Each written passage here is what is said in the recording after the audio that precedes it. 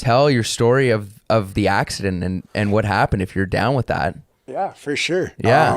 Everyone always wants to hear about it. Some people want to hear about it and then they say stop. Oh, shit. 'Cause it can get a little gnar, but so yeah. So 2011? 2011, I was 16. First summer running my business up in my cottage. Thought I was the big dog on campus. Like, What are you doing up there? I got a garbage business. So Tuesday to Friday, we do trash our way. Pull up to your dock in a Chevrolet, hell nowhere in a Stanley, riding on blades. So you're on a barge. Yeah. That's my brother's buddy has his line from back in the day. They made a song called the Trash Players Anthem. That's funny. Kind of like the International Players Anthem by UGK, but a little more flavor to it. Yeah. And a little trash juice. But yeah, so it was my first summer running that. And also like allowed to drive the wakeboard boat on our own and stuff. So just surfing every day. And So fun summer. Yeah. It was, and we only work Tuesdays and Fridays. Other than that, like we can get odd jobs here or there, but we avoid it as much as we can unless we really need the cash. And so yeah, it was a Monday. We're waking up, going surfing. We filled the boat up.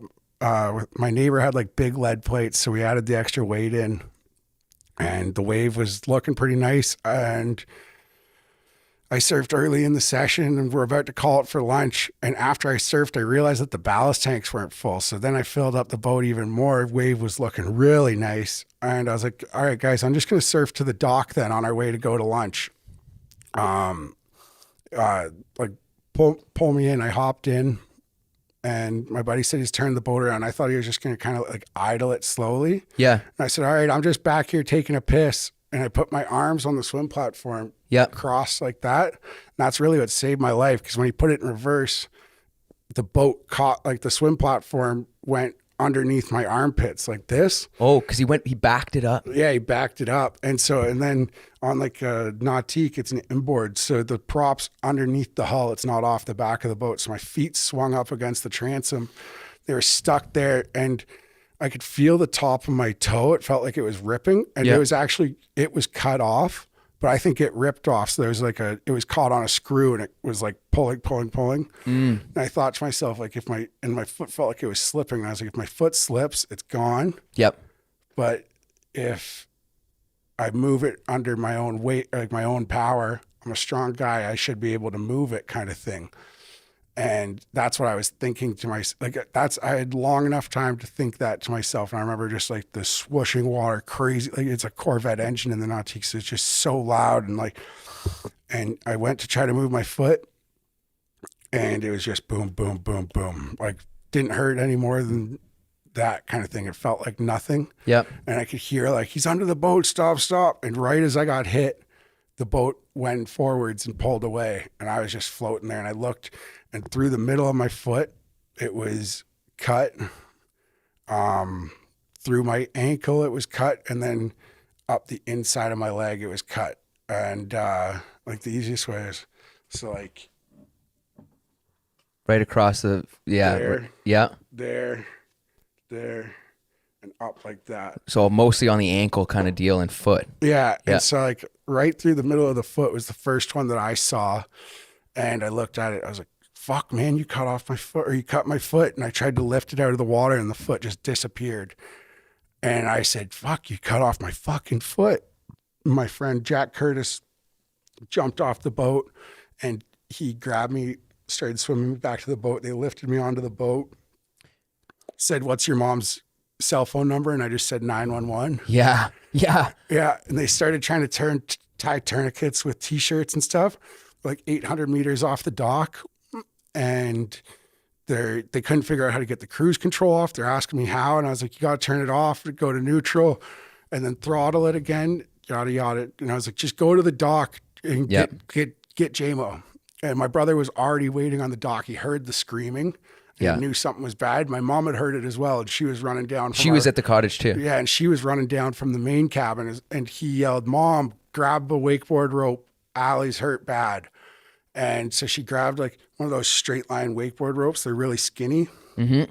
He wrapped it around my leg and then wrapped it around the handle and then twisted the handle. And our family friend, who's a vascular surgeon, said that if he hadn't done that, I wouldn't have made it to town.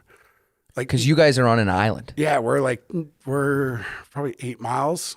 It's like a 10-minute boat ride kind of thing. And so the t-shirts just were not getting tight enough. Right. And I remember then that was like the craziest thing. And Are you freaking like it sounds like you were kind of calm a little bit. Like, or at I was least super calm. Yeah. I was like lying there just like, Do you think you were in shock? oh, 100%. The adrenaline, like best high I've ever had. Like the adrenaline was crazy. I remember Mitch crying on my chest saying how sorry he was. Yeah. And I was just like stroking him on the head, like, it's all good, man. We're gonna ride again. It's all good, buddy. Yeah. It's all good. We're gonna be fine. And then I was asking my mom if I was gonna be able to snowboard that winter. And Like during this whole time? yeah, You never passed out? never passed out. Oh. And it was lucky that like the Muskoka thing is to not wear life jackets when you surf. And we would always do that as well. And that weekend, my older cousin sold me out to my parents. And so my mom screamed at me that morning, make sure you have your life jacket on. And so it's crazy. Probably 3 days earlier, I wouldn't have had a life jacket on. And who knows how it would have gone then. Like I was a big guy, trying to swim me over would have been really tough. Yeah. But yeah, I never passed out. I remember they rolled me up onto my side and put me on a paddleboard and switched me from our wakeboard boat to like our fishing boat, center console. Just goes about 10, 12 miles an hour faster. Sure. And a little more solid to get to town. So, and we were hoping that it would be like less pounding on the boat. And I remember looking back and I thought like just it was red. And there was like little white pieces everywhere. In the water? No, on the cushion on the back of the boat. And I remember thinking that it was just little pieces, like little bits of the leather that you could see, because there's all these little white pieces, and it would have been my bone fragments just everywhere. And then we got on the boat and my brother was driving to town. My one friend was holding me on the paddleboard. My mom was holding my foot together, and every time we hit a wave, I could feel my foot do this. And that's when it started to kind of hurt. Yeah. And like I was saying earlier, how I'm afraid of needles. We get to town, they start just jamming me full of needles. I don't even notice. I'm just like flopping my arms around. But then I hear them say they're about to cut my wakeboard life jacket off. And I was like, not a fucking chance. You know how hard it is to find one that fits me? I took it off myself and threw it back in the boat. I was like, no, I need that next summer. And sure enough, I did. 11 months later, I was back on a surfboard. Right on. Yeah, but So they load you up. There's an ambulance waiting for you at this point. Waiting for us. So crazy enough, my mom left her phone at the cottage, and my dad just called her to see how the afternoon was going. My friend answered it, told him. Yeah. He called Sandy McDonald, who was our friend who's the vascular surgeon. Okay. And then Dr. McDonald called Perry Sound Hospital. So before my transfer, like before I arrived at the hospital, there was already a transfer ready for me. Right. And like the doctors in Perry Sound were kind of ticked off about it. Like, why is this kid already got a transfer? Like, what's going on here? But like, we just knew how bad everything was and that I needed to get straight to Barrie. Yeah. And so I was about an hour and a half without pain meds too, because they couldn't give me any in the ambulance on the way to the hospital, because they didn't know if I would go into cardiac arrest. Right. And then got to the hospital and they still like. So was it like in the ambulance? Was it like starting to really hurt? A little bit, but I was still in this like crazy kind of shock state, I guess. I remember lying there.